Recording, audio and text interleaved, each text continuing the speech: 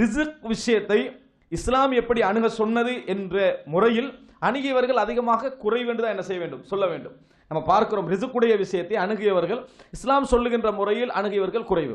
எனவே உதாரணமாக அல்லாஹ் தஆலா குர்ஆனிலே சொல்லி காட்டுகிறான், வஃபிஸ் ஸமாஇ ரிஸ்குக்கும் வமா துஅதுன், உங்களுடைய ரிஸ்க்கும் உங்களுக்கு அளிக்கப்படுகின்ற வாக்கும் மறுமையின் வானத்திலே தான் இருக்கிறதுன்னு அல்லாஹ் தஆலா சொல்றான். வஃபிஸ் ஸமாஇ ரிஸ்குக்கும் வமா துஅதுன், உங்களுடைய ரிஸ்க்கும் உங்களுக்கு அளிக்கப்படுகின்ற வாக்கும் வானத்திலே தான் இருக்கிறது அப்படி என்று சொல்லி அல்லாஹ் ரப்பல் ஆலமீன் சொல்லுகிறான். இது பற்றி நம்ம என்றைக்கும் என்னது, குர்ஆன் என்ன சொல்கிறது ரிஸ்க் சம்பந்தமாக, அது பற்றி நம்ம படிப்பது கிடையாது. இப்போ ஈமான் உள்ள மக்கள் என்ன செய்ய வேண்டும் என்று சொன்னால், உலகியல் ரீதியாக ஏற்படக்கூடிய சிக்கல்களுக்கு என்ன காரணம், என்ன பிரச்சனை, என்ன பின்னணி தேட வேண்டும். அந்த சிக்கல்களை யோசிக்க வேண்டும். இதுக்கு அரசியல் காரணம் இருக்குமா, முஸ்லிம் சமுதாயத்துடைய குரோதம் இருக்குமா, இதோடைய பின்னணி என்ன, இதில் பொதுநலம் இருக்குமா இல்லையா, இதற்கான தீர்வை உலக ரீதியாக எப்படியெல்லாம் ஏற்படுத்தலாம், இதை யோசிப்பது, பரவலாக்குவது, அறிவூட்டுவது தவறு கிடையாது. அதெல்லாம் செய்ய வேண்டும். அதையெல்லாம் தாண்டி ஒரு சிறந்த ஒரு ஈமானிய பார்வை ஒரு மூமினுக்கு என்ன செய்யணும், இருக்க வேண்டும்.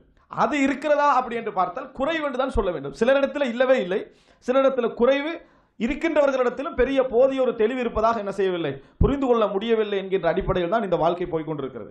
இன்னும் சொல்ல போனால், பிரச்சனை என்பது இவர்கள் வெளியேற்றிய நேரத்திலோ அல்லது 500 ரூபா 1000 நோட்டை வந்து இதுக்கு பயன்பெறாது என்ற நேரத்திலோ ஆரம்பிச்சதில்லை. பிரச்சனை எல்லாம் எப்பயோ எனது முன்னறிவிப்பு செஞ்சாச்சு.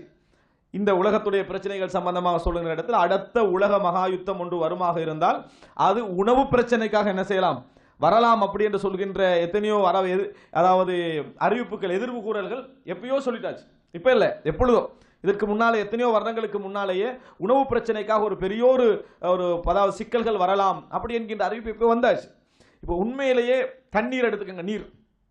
இப்போ தண்ணீர் சம்பந்தமாக அல்லாஹ் ரப்பல் ஆலமீன் குர்ஆன்ல நிறைய சொல்லி காட்டுகிறான். அஃபரஐத்தும் மா அல்லதி தஷ்ரபு, நீங்கள் குடிக்கக்கூடிய தண்ணீரை பார்த்தீர்களா, அன்தும் அன்ஸல்துமூஹு மினல் முஸ்னி அம் நஹ்னுல் முன்ஸிலூன், நீங்க இறக்கி வச்சீங்களா வானத்திலிருந்து அல்லது நாம் இறக்கி வைத்தோமா, நாங்கள் விரும்பினோம், லவ் நஷாஉ லஜஅல்நாஹு உஜாஜன் ஃபதல்தும் தஃபக்கஹு, நாங்கள் விரும்பினா என்ன செஞ்சிருப்போம், அதை அதாவது உப்பாக மாற்றி இருப்போம். அதுக்கு பின்னால் உங்களால் எதுவுமே என்ன செய்ய முடியாது, செய்ய முடியாதுன்னு அல்லாஹ் தஆலா சொல்றான். தபாரக்கல்லதி நம்ம ஓதுறோம். அல்லாஹ் தஆலா அதுல கடைசியில சொல்லி காட்டுகிறான், என்னது, அதாவது இன் அஸ்பஹ மாஉக்கும் கௌரன், உங்களுக்கு தண்ணீர் வந்து அப்படியே அடுக்கி போய் விட்டால் ஃபமயஅதீக்கும் பிமாஇன் மயின், யார் உங்களுக்கு தண்ணியை கொண்டு வருவான்னு அல்லாஹ் தஆலா என்ன செய்றான், கேட்கிறான். இதெல்லாம் கேட்டுக்கொண்டிருந்தும் எங்களுக்கு அது விளங்கல்ல. என்னைக்கு தண்ணி பில் ஏறிச்சோ அன்றைக்கு தான் என்ன செஞ்சது, தண்ணி அல்லாஹ்வுடைய பெரிய ஒரு நியாமத் அப்படி என்றது என்ன, இந்த பில் ஏறின பிறகுதான் நம்மளுக்கு விளங்குதே தவிர, இதே நிலைமையில நம்ம நாட்டிலேயோ அல்லது இலங்கையில எங்கேயா இருந்து பண்ணுவீங்களே அப்ப விளங்காது. ஏன், அப்ப பிரச்சனை வரல. இப்ப பிரச்சனை வந்தால்தான் இது நியாமத் என்கின்ற உணர்கின்ற இடத்துக்கு வருவதாக இருந்தால் அல்லாஹ் ஒரு வேலை செஞ்சே ஆகணும். என்ன பிரச்சனை உங்களுக்கு ஏற்படுத்தியே ஆக வேண்டும். ஏன்னா அப்பதான் நம்மளுக்கு நியாமத் என்ன செய்யுது, விளங்குது.